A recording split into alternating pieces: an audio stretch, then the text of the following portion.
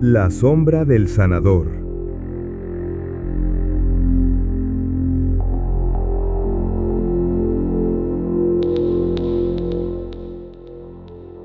En una zona periférica de una gran metrópoli, donde las calles de tierra se entrecruzaban con mercados improvisados y casas de adobe, se extendía el barrio de Los Remedios. Este enclave, hogar de migrantes de diversas regiones, era conocido por sus curanderos y médicos tradicionales, quienes atraían a personas de toda la ciudad en busca de alivio para dolencias físicas y espirituales. Desde ancianas que preparaban infusiones, hasta chamanes que realizaban limpias con hierbas y cantos, Los Remedios era un refugio de sabiduría ancestral. Pero en los últimos meses, una sombra había caído sobre el barrio. Los curanderos estaban enfermando gravemente, aquejados por fiebres, delirios y un cansancio que los consumía. Los rumores hablaban de una maldición, un castigo por haber desafiado a los espíritus. Este misterio llegó a oídos del antropólogo Morgan Salazar, un hombre de mirada aguda y cuadernos repletos de notas, siempre atraído por los enigmas que entrelazaban cultura y sufrimiento. Morgan fue contactado por una colega, Sofía, una antropóloga que estudiaba las prácticas de sanación en comunidades urbanas marginales. Los Remedios, con su mosaico de tradiciones andinas, amazónicas y caribeñas, ofrecía un terreno fértil para explorar cómo la enfermedad podía ser tanto un fenómeno biológico como cultural.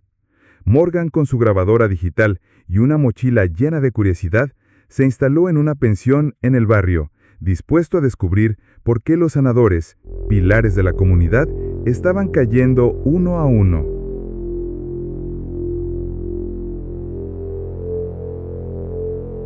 El barrio era un torbellino de vida. Puestos de hierbas medicinales, altares con velas y el eco de tambores resonaban entre las casas. Morgan comenzó entrevistando a los curanderos que aún podían hablar. Doña Clara, una arbolaria de origen quechua, describió fiebres que la dejaban temblando y sueños donde una sombra sin rostro le susurraba amenazas. Don Rafael, un santero de raíces afrocaribeñas, habló de un peso en el pecho, que lo agotaba tras cada ritual, como si algo drenara su energía. Todos coincidían en que los síntomas habían comenzado tras una serie de ceremonias para un grupo de forasteros que llegaron buscando curas para dolencias graves. Los vecinos, temerosos, ahora evitaban a los curanderos, creyendo que una fuerza maligna los había marcado. Morgan exploró la historia del barrio. Los Remedios había sido un lugar de sanación desde hacía décadas, cuando migrantes desplazados por conflictos rurales se asentaron allí, trayendo sus prácticas curativas. Los curanderos eran respetados, pero también vulnerables. Trabajaban en condiciones precarias, expuestos a enfermedades de sus pacientes y al estrés de atender una demanda constante. Morgan sospechó que los síntomas podían ser una combinación biológica, como una infección transmitida por los visitantes, y psicosociales, amplificados por las creencias locales sobre maldiciones.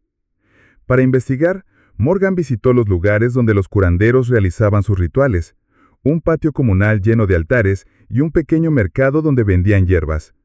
Encontró frascos de infusiones y ungüentos que los sanadores usaban, algunos con un olor extraño, casi químico.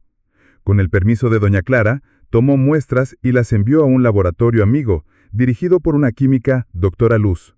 Mientras esperaba los resultados, entrevistó a los pacientes que habían acudido a los forasteros.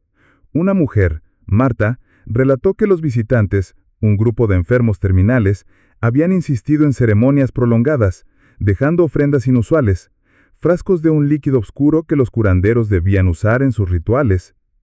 Los resultados del laboratorio llegaron días después. Los frascos contenían trazas de un compuesto tóxico, posiblemente un pesticida agrícola mezclado con hierbas. La exposición prolongada, a través de la inhalación o el contacto, podía causar fiebre, fatiga y alucinaciones. Morgan sospechó que los forasteros, quizás sin saberlo, habían introducido el contaminante, que los curanderos absorbieron durante las ceremonias. Sin embargo, esto no explicaba los delirios compartidos sobre la sombra sin rostro. Morgan comenzó a sospechar un fenómeno psicosocial. Los curanderos, agotados y expuestos al veneno, podían estar proyectando sus miedos en una narrativa colectiva influenciada por las creencias del barrio. Para profundizar, Morgan investigó a los forasteros. Con la ayuda de Sofía, rastreó su origen. Eran pacientes de una clínica privada en el centro de la ciudad, enviados por un médico alternativo que prometía curas milagrosas.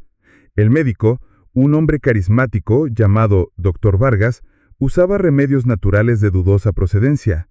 Morgan visitó la clínica y descubrió que los frascos provenían de un proveedor que operaba en zonas agrícolas, donde los pesticidas eran comunes.